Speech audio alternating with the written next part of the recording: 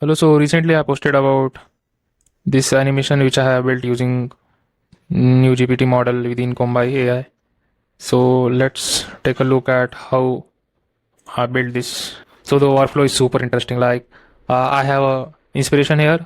This is a design directory, design inspiration directory, recent.design. We have a video here, and we have this animation. So it's just a video embedded. So the the main thing was like I have just simply downloaded this video. The next part is we have to set up this Claude video skill in Claude desktop.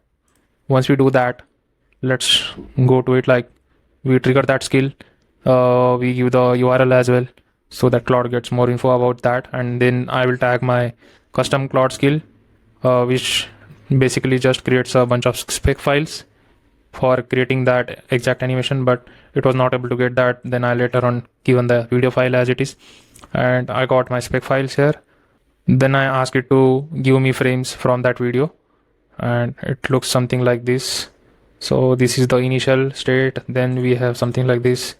So we got the frames as well so that our agent can understand at which point how the animation works. So once we have our spec files and frames ready, like we will just tag our spec files here in Kombai AI, and you can see we are using GPT's new model here, and simply ask it to use the spec files.